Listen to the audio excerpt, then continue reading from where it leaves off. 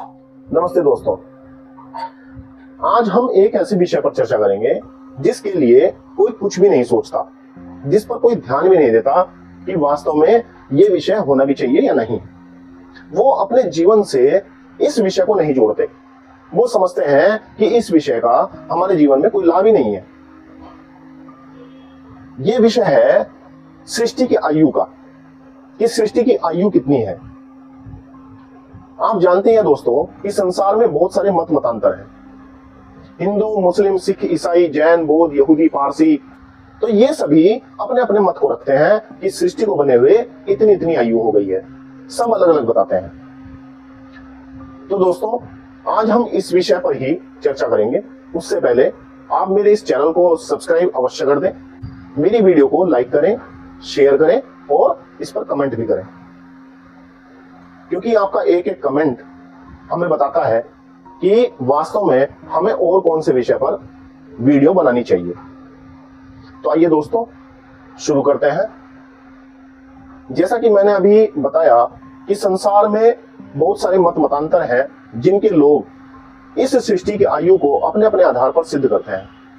जबकि आप उनके अगर धर्म ग्रंथ को उठाएं तो उनके अंदर कहीं भी सृष्टि की आयु के बारे में कुछ नहीं लिखा, लेकिन वो अंदाजे से बताते हैं। जैसे कि ईसाई और मुस्लिम बताते हैं कि सृष्टि को बने हुए 5000 वर्ष हुए हैं। तो दोस्तों, ये एक पूरा तुक्का है कि सृष्टि को बने हुए 5000 वर्ष हो गए। आप अंदाजा लगाइए, एक तर्क पर इसे सोचते हैं। सृष्टि बन गई, सृष्टि बनने के बाद मनुष्य की उत्पत्ति हुई। उससे पहले जीव जंतु, पेड़ पौधे, जल आदि, ये सब, इनका सबका निर्माण हुआ। पृथ्वी रहने लायक बनी, तब उसके बाद मनुष्य बने। तो क्या इस सब प्रोसेस में केवल 5000 वर्ष ही लगे होंगे? क्योंकि ये लोग बोलते हैं कि 5000 वर्ष पहले इस सृष्टि का निर्माण हुआ। अच्छा, आज मैंने ये विषय क्यों चुना? आज मैंने ये विषय इसलिए चुना क्योंकि इसके ऊपर अभी 12 से 15 जून को एक शास्त्रार्थ हुआ, सृष्टि सम्मत शास्त्रार्थ, जो कि रोजड़ में हुआ और वानप्रस्थ साधक आश्रम में हुआ। तो वहां पर काफी विद्वान और कुछ साइंटिस्ट भी आए हुए थे, जिन्होंने सृष्टि आयु को अपने अपने प्रमाणों के आधार पर रखा। और प्रमाण भी ऐसे नहीं, प्रमाण भी दर्शनों के, उपनिषदों के, वेदों के दिए गए। वैज्ञानिकों ने रिसर्च को प्रमाण रखा।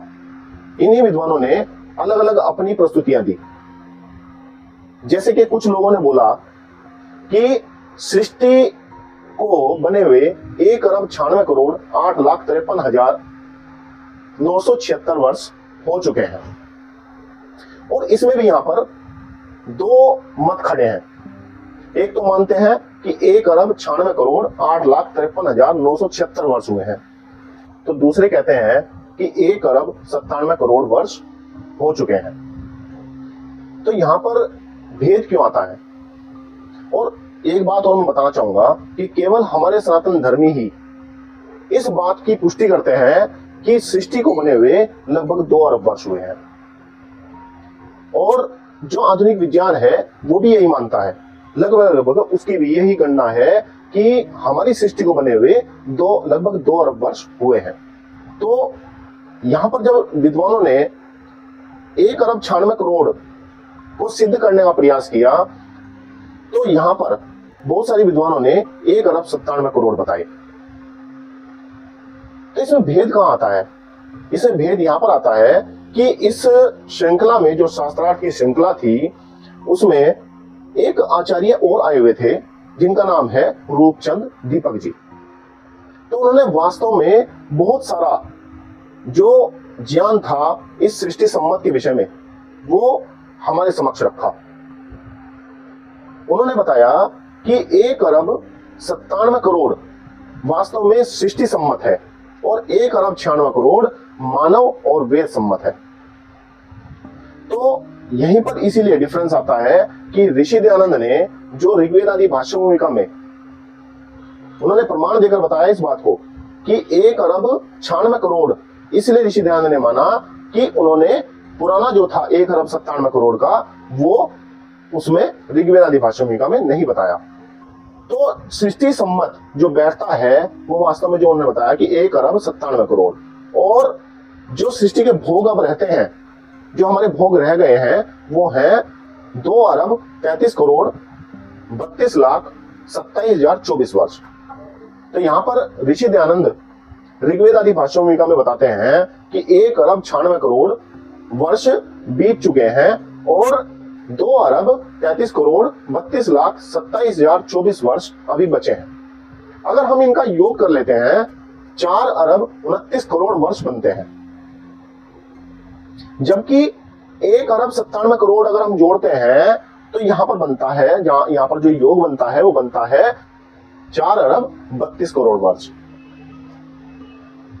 तो बीच की जो काल गणना है जो कि करोड़ों में थोड़ी छुटी हुई है, तो वो काल गणना को यहां पर बताया क्यों नहीं गया? तो यहां पर आचार्य जी कहते हैं कि हर मनवंतर के बाद एक प्रलय होती है,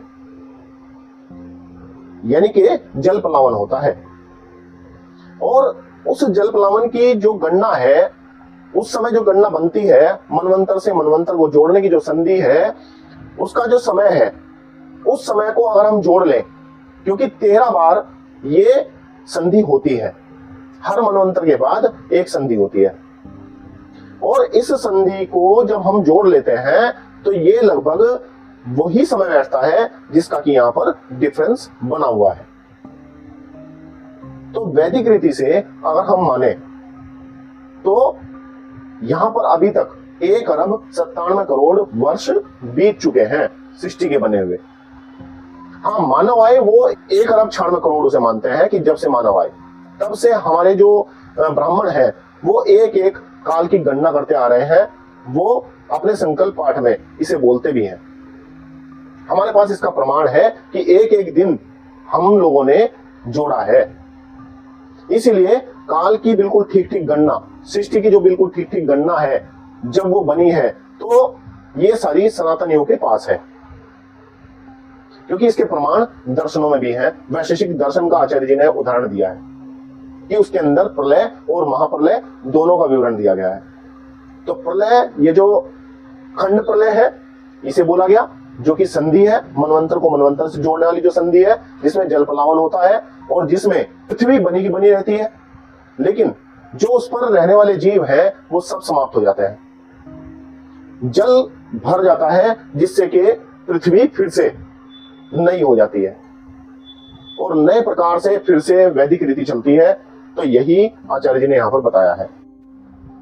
तो दोस्तों, मैंने आपको अभी खंड प्रलय के बारे में बताया कि जब जल प्लावन हो जाता है तो पूरी सृष्टि, जो पृथ्वी पर बनी हुई सृष्टि है, वो समाप्त हो जाती है। पृथ्वी ज्यों के त्यों बनी रहती है, क्योंकि परमात्मा जब पृथ्वी रहने लायक नहीं होती तो उसे रहने लायक बनाता है, उसमें काट छांट करता है ताकि ये पृथ्वी फिर से रहने लायक बन जाए। हम बहुत सारी बीमारियों के कारण ग्रसित रहते हैं और आगे आने वाले समय में और ज्यादा होगा। तो इसलिए पृथ्वी की जितनी ज्यादा हानि हम करते हैं, हम मनुष्य करते हैं, उतनी कोई नहीं करता। तो पृथ्वी को और ज्यादा हानि हम करेंगे तो इसके साथ में पृथ्वी हमारे लिए रहने लायक नहीं बचेगी। तो तब परमात्मा इसे समाप्त करता है और इसे फिर से नहीं बनाता है, ताकि हम फिर से उत्पन्न होकर फिर से प्रकृति के अनुसार ही अपने कार्य कर सकें। तो ये तो मैंने आपको खंड प्रलय के बारे में बताया। अब महाप्रलय के बारे में बताते हैं। महाप्रलय 4 अरब 32 करोड़ वर्ष के बाद जब 14वां मनवंतर होता है, तो 14 मनवंतर के बाद जो सृष्टि में प्रलय होती है, यानी कि पूरी सृष्टि जब समाप्त होती है, जब पृथ्वी, आकाश गंगाएं, ये सब कुछ समाप्त हो जाते हैं, तो उसे कहते हैं महाप्रलय।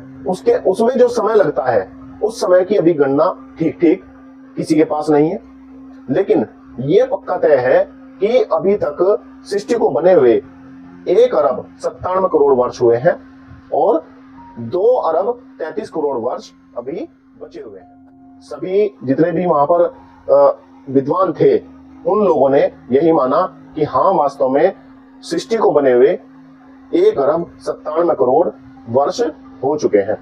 तो दोस्तों, जितना भी ज्ञान विज्ञान है वो सब आज सनातनियों के पास ही है और किसी के पास नहीं है।